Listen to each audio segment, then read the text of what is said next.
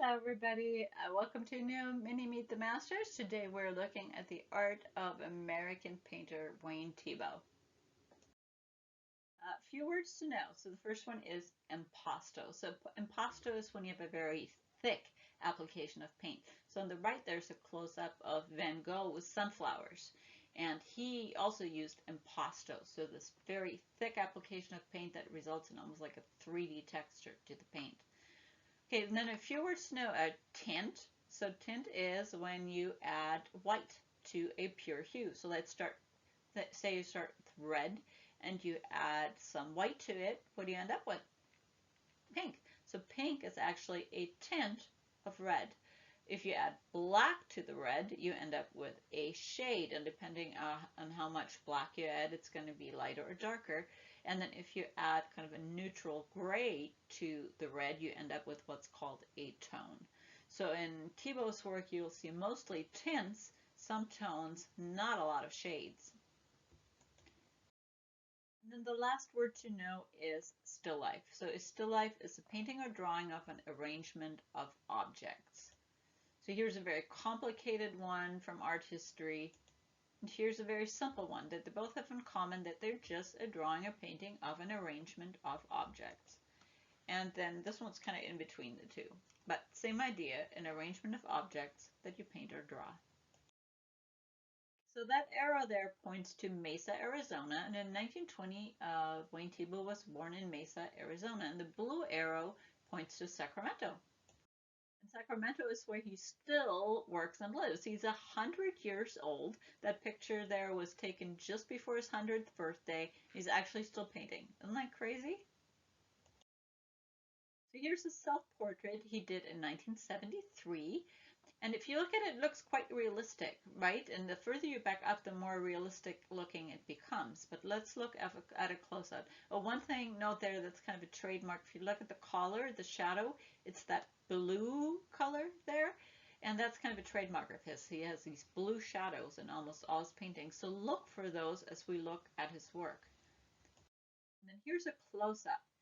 Did you notice in the picture just a second ago, these super bright, rainbow colors that are all over the face?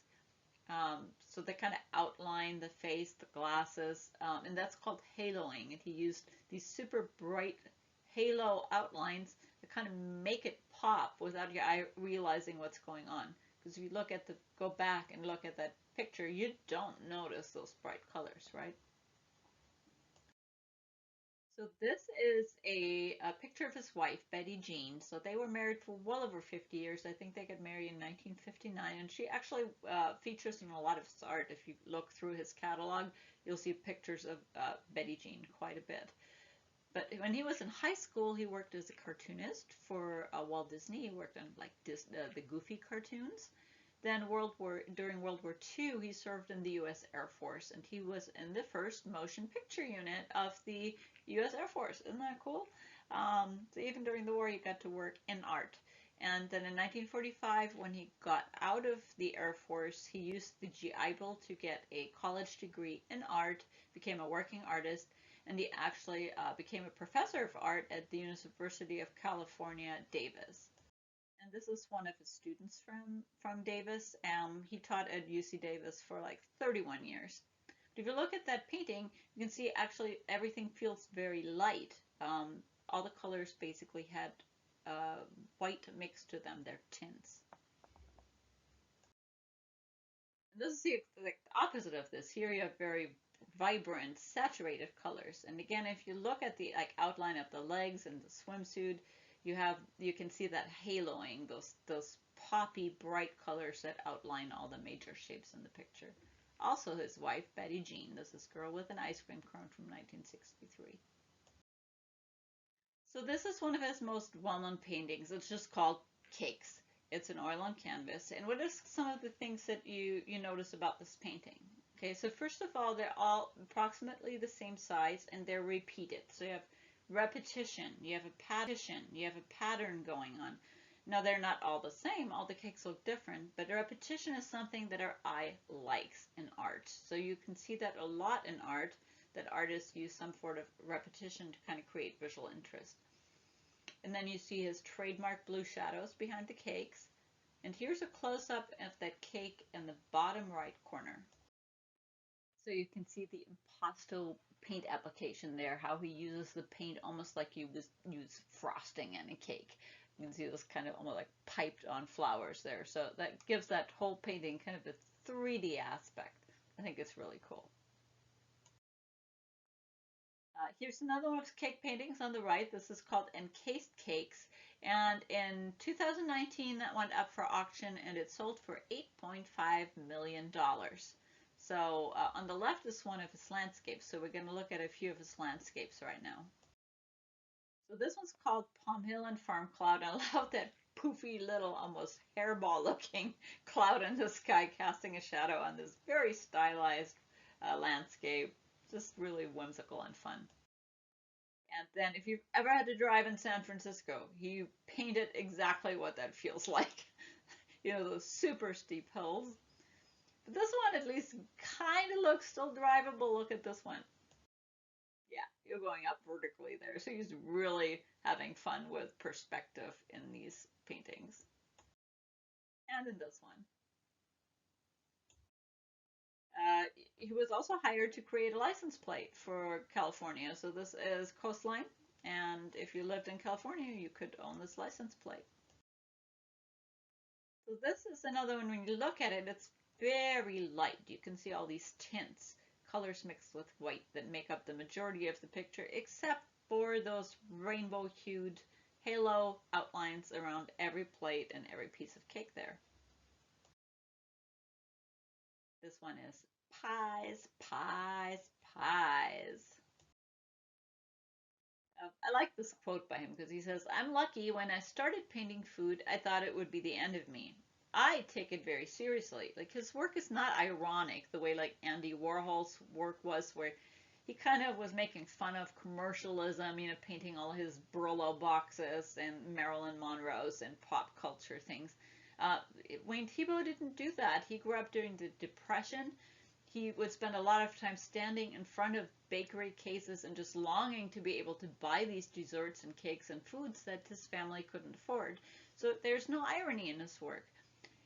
So when he started painting food, he wasn't sure other people would take him seriously. He says, "Most good painters always question their work. It's a wonderful, enduring, and lifelong challenge."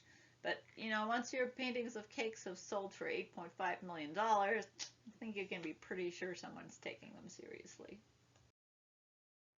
This one's Boston Creams. Doesn't that make you hungry?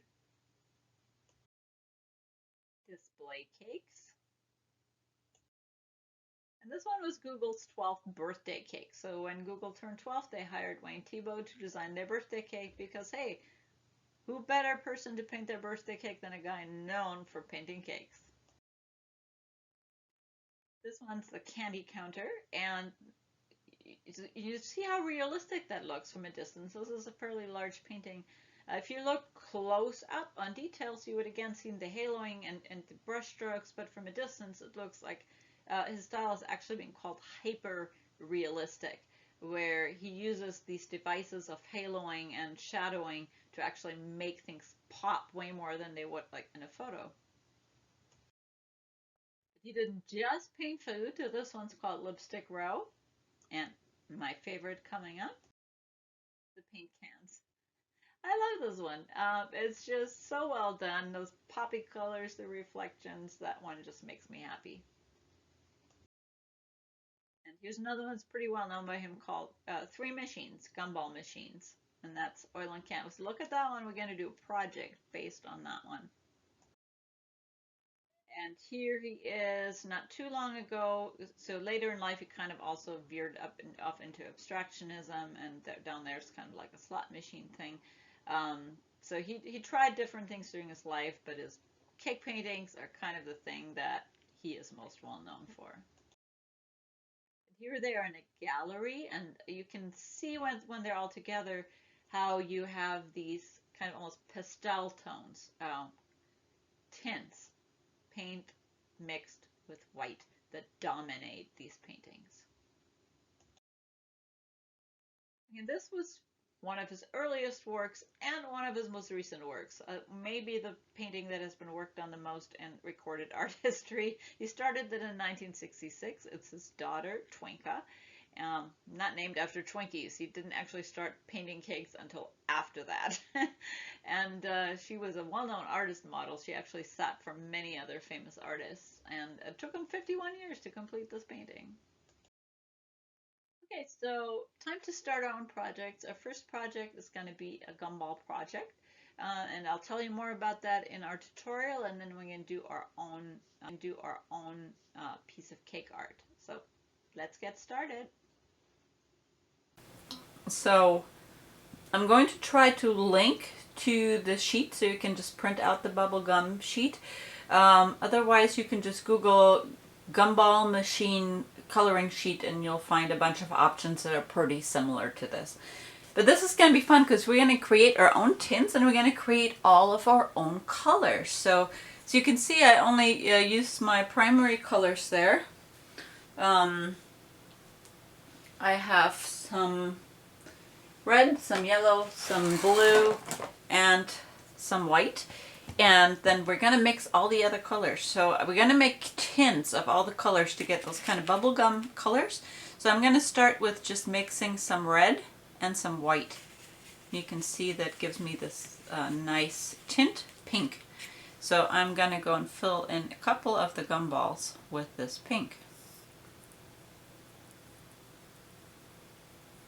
And then if I want, I can just use the white and use the same brush and add more white to it, and I'll end up with a lighter tint that it's like a paler pink. So I'm going to use that on a couple of these gumballs here.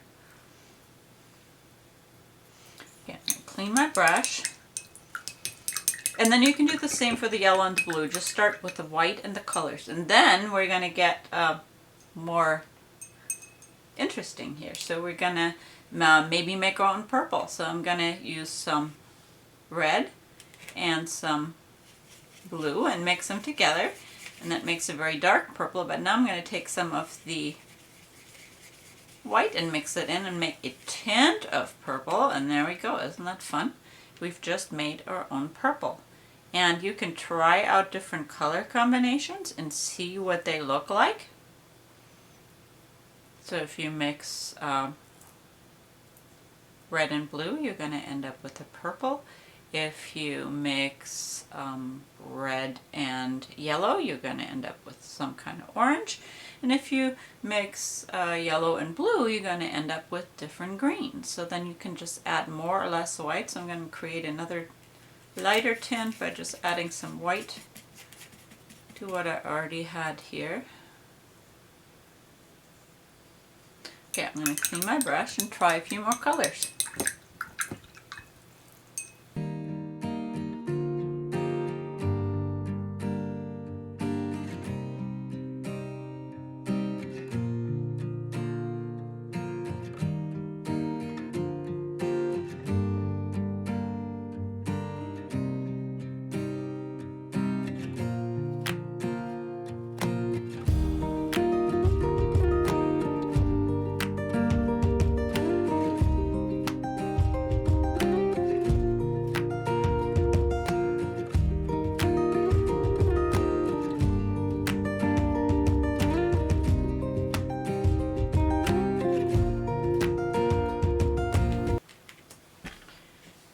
There you go. We have a gumball machine full of tints. If you want, you can add your name to the front there, or decorate it any which way you want. You can paint the gumball machine if you want to. It's up to you. So for our second project, we're going to do sort of a repetition of a cake the way that Wayne Thiebaud did. So what I did is I trimmed a larger sheet of paper down, so I have a kind of piece that is way longer than it is wide.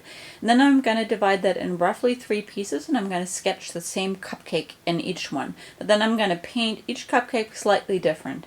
And then I'm going to add the Wayne Thiebaud signature blue shadows to it. So here we go.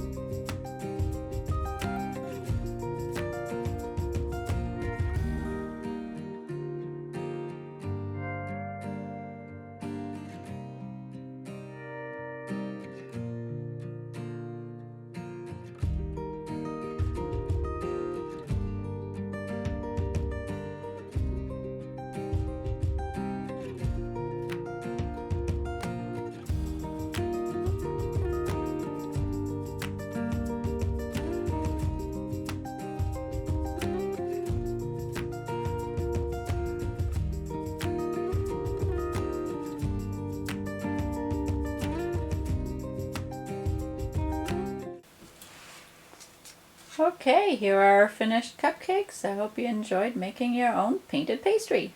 See you next month. Bye-bye.